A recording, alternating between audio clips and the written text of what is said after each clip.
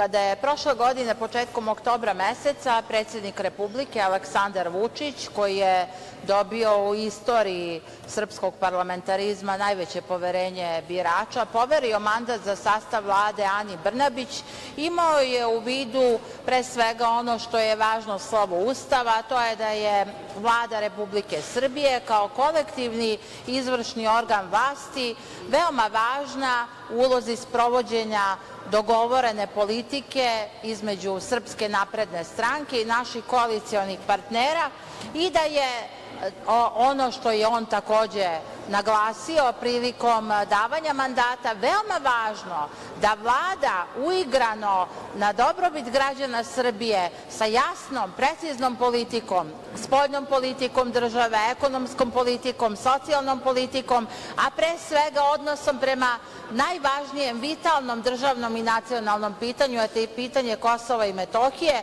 bude apsolutno saglasna kao i svaki član Vlade kome su povereni resori da vrše svoje poslove. I naravno, desilo se, a malo pre smo čuli jednu neverovatnu stvar, čuli ste i vi, gospodine Selakoviću, kao doktor pravnih nauka, da narodni poslanik kaže i sad smenjujete ministra. Pa šta je ministar nesmenjiv? To je zaista neverovatno. Ajde onda jednom da izaberemo ministra i da vlada do svoje penzije i do kraja života. Dakle, pravo je bilo našeg koalicionog partnera da predloži smenu Radeta Baste. Ono što Basta nije razumeo, nisu, gospodine Selakoviću, razumeli neki umovi ovde iz opozicije u Narodnoj skupštini. Mi smo na Odboru za spoljne poslove, a to je inicirala uvažena koleginica, zamenik predsednika Odbora, gospođa Raguš, jasno razmotrili politiku Vlade kada je u pitanju spoljna politika, da se ona zasniva na poštovanju međunarodnog prava, da se zasniva na Povelji Ujedinjenih nacija, poštovanju Rezolucije 1244, borbi da stvaramo prijateljske odnose sa svima u svetu, da priznajemo teritorijalni integritet svih zemalja koje su članice Ujedinjenih nacija i da na toj političkoj platformi gradimo naše buduće odnose sa svim partnerima u svetu. Naravno, vi ste to zaista predano i odgovorno radili kao ministar spoljnih poslova. Podsetiću da neposredno pred izbor Vlade se predsednik Republike obratio u Generalnoj skupštini Ujedinjenih nacija i tada ste vi lepo primetili da je to bila prilika da se afirmiše takva politika Republike Srbije. Politika nezavisnosti, politika slobodne, uređene zemlje sa svim demokratskim postulatima. Ali mi smo dobili prošle godine na izborima tu destruktivnu opoziciju, rekla bih politički jalovo, jer oni zaista ništa ne razumeju. Ne razumeju pre svega da je u fokusu bavljenja ozbiljno politikom čovek, narod, kome mi zaista otvoreno pružamo ruku kao odgovorni ljudi na vlasti. Vi u vašem resoru kao ministar za rad, boračka i socijalna pitanja sa ogromnim rešenjima i novim davanjima koje ste uveli kao ministar u svom resoru.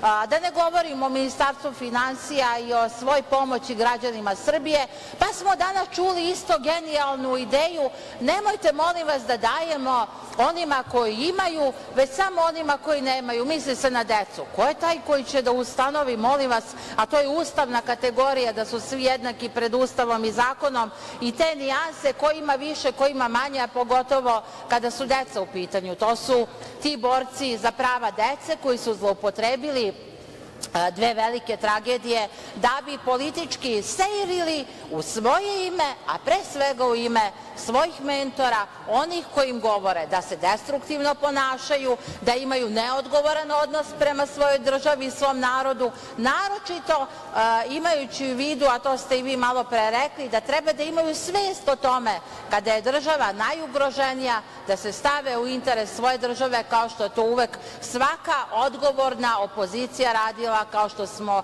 i mi to nekada bili. Međutim, s druge strane, motor razvoja Srbije je upravo politika Vlade Republike Srbije koja se odlično sprovodi uprkos svim ovim nedaćama u svetu. Moram da podsetim sve ove koji gledaju ovaj prenos da u gradu iz kojeg ja dolazim tehnološki razvoj, reindustrijalizacija Kragujevca koji je zaista ključan u tom motoru razvoja ekonomskog Srbije. Mi smo ove godine imali otvaranje još jedne nove fabrike Wacker Neuson, imali smo nedavno potpisan ugovor za izgradnju novog kliničkog centra. Ovih dana se potpisuje ugovor sa izvođačem za severnu obilaznicu oko Kragujevca. Data centar koji je jedan od najsavremenijih u Evropi je zaista mesto za profilisanje najboljih stručnjaka iz oblasti te IT tehnologije koje Srbija ima i na čemu mi zarađujemo stotine miliona evra godišnje. Samo ove godine u prvom kvartalu je 780 miliona bilo u Srbiji direktnih stranih investicija. Za vreme njihove vlasti gašene fabrike, procenat nezaposlenosti u Kragujevcu preko 30%, a sada je manje od 8, ja mislim 7,6 ili 7%, a da ne govorimo 500.000 ljudi koji su ostali bez posla, pljačkaškoj privatizaciji, izdaji i prodaji Srba na Kosovu i Metohiji. Ova Vlada kao odgovorna za sprovođenje takve politike čiji je stožer i nosilac Srpska napredna stranka i naši koalicioni partneri, zaista poručuje da nam je potrebno neophodno državno i nacionalno jedinstvo. To pre svega zbog činjenice da mi moramo da vodimo računa o našem narodu na Kosovu i Metohiji, da su oni očekivali nekakvu kapitulaciju predsednika Vučića, pa kada je to propalo, propala je i ta njihova politička platforma na kojoj zasnivaju tu svoju jalovu politiku. Naravno, to se nije i neće se desiti, nastavićemo odgovorno da radimo, nastavićemo odgovorno da se borimo za interese države Srbije. Imamo i te kako puno prijatelja u svetu i evo i za kraj da vam kažem, gospodine Selakoviću, da sam i lično bila počastvovana sa nekolicinom kolega iz parlamentarne delegacije